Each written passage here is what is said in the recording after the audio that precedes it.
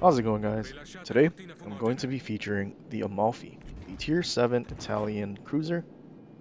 With the introduction of this update, Italian Tech Tree cruisers now have access to semi-armor piercing shells through a module that you can equip.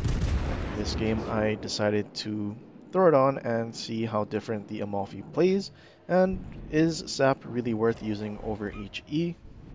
Now, before I get into that, I thought I would talk a little about my build that I'm using, because it is a build that I don't think many players would have thought to even use, and it is definitely unorthodox. So the commander that I decided to use is Inigo Campioni, which is the universal commander for the Italian nation. Now, the whole reason that I'm using Campioni as my commander is for the skill on second thought. This is a skill that honestly never gets used. It's only found on universal commanders, and usually when players get a commander that's for a specific ship type, they do end up using that commander instead. And then it's also found on battleship commanders having to compete with marksman and also firefighter, so there's really no reason to use on second thought over those skills, because those other ones are just so strong, and on second thought really doesn't do enough to warrant you using it. However, I am using it in this build, and then my inspiration is Kunichi Mikawa, and my other one is Azure Lane Aurora. Azure Lane Aurora's base skill allows you to reduce your shell switch time by 20%, and I have her leveled up to, I believe, 18 out of 20, so I do get another 18%. So combining the 55% from On Second Thought, and then combined with Azure Lane Aurora, it's around 75%. So if my main guns are loaded, I have a shell switch time of 4 seconds, give or take, so I can actually switch between SAP and AP when I need to, and if they're showing broadside, I can go ahead and switch to armor piercing and deal a lot more damage, and if it's a cruiser, possibly Citadel, then dealing much more damage than if I just simply shot SAP the whole time. Now, this is not going to be anywhere near the same level as Frontal Fire from the Azure Lane Dunkirk commander, because that one is a 95% shell switch time, where it basically reduces the time to 1 second. This is definitely not as strong, although it is still very useful. As always, I do show my build at the end of the video, usually after the battle ends, so if you want to take a look at the build, I do show it at the end. Now that we've gotten that out of the way, I thought I would discuss how useful is SAP compared to HE, because there are situations where I definitely do wish I had HE equipped instead of having SAP, and then there are times where SAP is the shell that I wish I had. In this game, currently I wish I had HE instead of SAP, because there's just an entire lemming train of enemy ships coming through that Charlie Cap, and since we are forced to kite because our team pretty much landing to the opposite side of the map, we don't exactly have the support and we can't really stick around. So since we are kiting and the enemy is pushing in towards us, we aren't able to really deal a whole lot of damage using SAP, because, well, battleships typically have more than enough armor to actually shatter it, especially the Germans like this Bismarck here. All we can really do is try to shoot at his superstructure, although if we had HE, we could also target his superstructure, getting penetrations and dealing damage, but also setting him on fire. When you decide to equip the SAP module, there are times when you have some ships that are more lightly armored, like the British or French, and then you can absolutely smash them. However, if you're shooting at something that's much heavily armored, like Russian or German battleships, you do lose out on one of the primary ways of dealing damage to battleships that cruisers have, which is setting them on fire. And then in situations like this, you will find that it's quite difficult to actually take down a battleship relying heavily on SAP. So far, my experience has been pretty much that SAP deals with destroyers and cruisers fairly well, but then trying to deal with battleships, you will struggle unless you can shoot their broadside and also land a bunch of shells in the superstructure. So using SAP is definitely very situational. So we were finally able to kill off that Bismarck, and now since it's just a bunch of cruisers that's chasing us, we can play a bit more aggressive. Here you see me switch to AP, and I'm just going to patiently wait for this Kutuzov to make a turn and possibly be able to shoot at his broadside and getting some citadels. Now that he is committing to a turn, I finally open up and then also angle away because I am still outnumbered here by this Kutuzov and that enemy Rochester.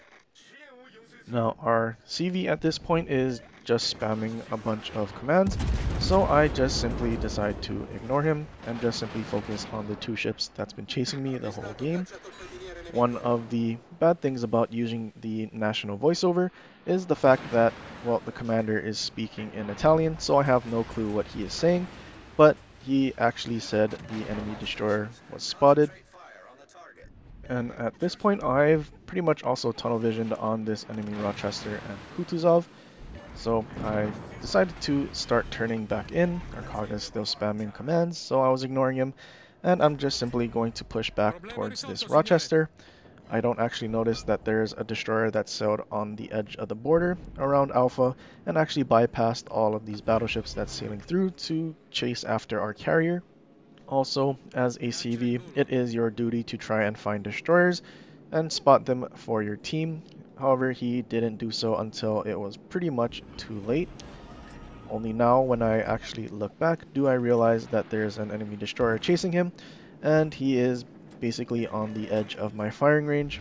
Seeing the Kaga's HP extremely low and the Shiratsuyu still shooting at him, there's not much that I'm going to really be able to do for him.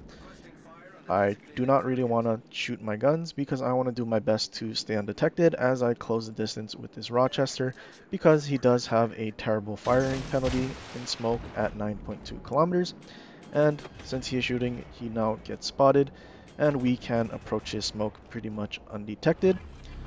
I do decide to use my exhaust smoke now because there are enemy planes that are just north of me, and if I were to shoot out in the open, I definitely would have been spotted. So I'm trying to make use of this enemy Rochester being in his smoke and then not being detected because I have a better smoke firing penalty than he does, and just getting a bunch of free damage. Now that the Rochester is starting to angle too much that our AP will just start ricocheting, I do decide to load SAP so that I can deal a bunch of damage while he is actually fairly steeply angled to us. If we were to keep firing AP, we would definitely get ricochets here. However, we're getting a bunch of penetrations because SAP has improved penetration angles, which basically to 80 degrees it will still be a penetration, but then anything more than that will probably be a ricochet. And here we do get to see the improved penetration angles for SAP shells because we were still getting penetrations even though that Rochester was fairly steeply angled. Now here we do get to utilize on second thought again and then switch to armor piercing shells as soon as we come around the corner, firing at this Kutuzov. Unfortunately, we do leave him on a sliver of HP. This gives him a chance to start angling away, and now our AP will not be as effective, so having on second thought, I simply switch back to SAP, and I can fire SAP at his superstructure and most likely get penetrations and hopefully kill him off. I get some decent penetrations and then leave him on a sliver again. Luckily, our teammates were able to finish him off. Checking the scoreboard, I noticed that the message that we got was from our friendly CV. Spoiler alert, it was a bunch of hate mail, him blaming us for his death to that enemy destroyer that ended up sailing from the opposite side of the map from where we spawned.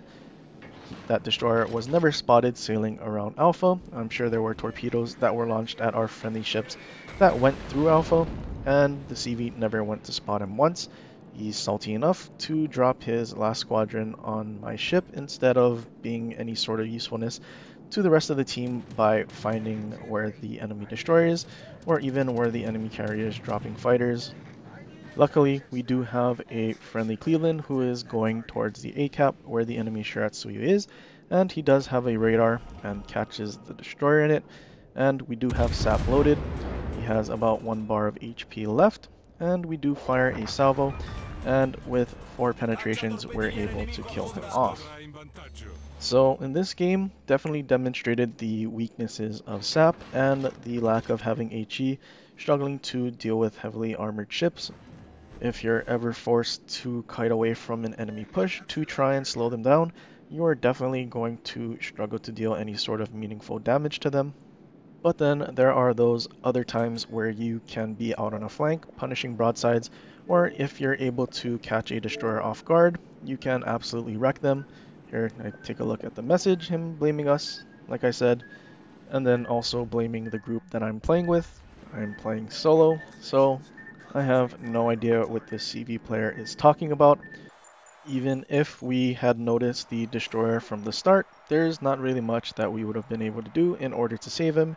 He had already lost so much HP. By the time the destroyer was spotted, he was still gonna die anyway. It is unfortunate, but it does happen sometimes. But instead of getting frustrated, you should just move on and go on to the next. Also, you should definitely try to do your best to not get so frustrated over this game. We all know that the average player base isn't exactly the best, and you can't really control what they do, you can only control what you do, which is why I've pretty much moved on from getting frustrated over having bad teams to only getting frustrated after I have a poor performance or do something incredibly stupid, maybe miss out on an opportunity to carry back a win because I misplay something horrendously. I think I've found the perfect balance for enjoying this game and not getting frustrated, even though there are definitely many times where it should be. But getting absolutely mad and frustrated over a video game is honestly really dumb, and you should honestly just focus on keeping yourself happy. I remember within the first 2 years of this game's launch being an absolute sweat, and I am still, although back then I got really frustrated with having bad teams. I did actually message people back then, although I've since then moved away. And then maybe about a year and a half ago is when I started trying to approach this game differently, and then really focusing on my own performance rather than other people's, and trying to honestly just have more fun with it instead of getting frustrated. And I can honestly say that I'm enjoying this game thoroughly, even though there are times when it's frustrating. It's not really as bad as it was before. So basically, I'm just enjoying the game more and just living a happier life. 112,000 damage, high caliber.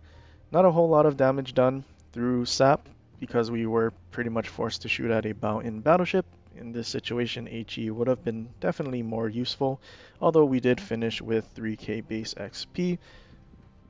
Going on to my build, again I'm using Inigo Campioni as my commander so I can slot on second thought, so I can switch between SAP and AP a little more effectively, so I always have the right type of ammunition loaded.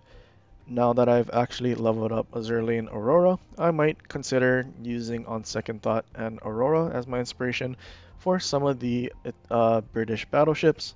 Those ships have some excellent HE and also very good AP, especially ships like the Conqueror, and being able to switch between the two, you might absolutely be an even bigger threat than you already are just slinging HE, because then you will be able to work in AP a lot more effectively and have it loaded for whenever ships turn broadside to you.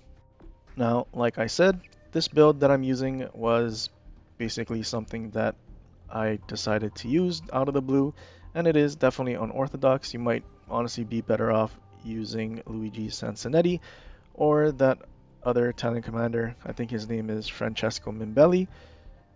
This game was mainly to test out using on second thought and seeing how effective it could be when using Azerlian Aurora with it, and then always having the right type of ammunition loaded.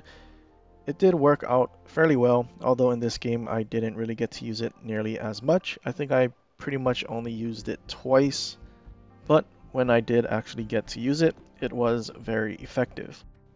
But that's pretty much all I have for you guys in this video. I hope you guys enjoy, and if you do, leave a like and subscribe for more, and share it with your friends, or leave a comment down below on other ships you want to see in the future, and let me know if you're enjoying this game, if you're mostly happy playing it, or you're mostly frustrated. And also, what are your thoughts on Italian cruisers finally getting SAP? Is it what you expected, or do you wish it was a little more?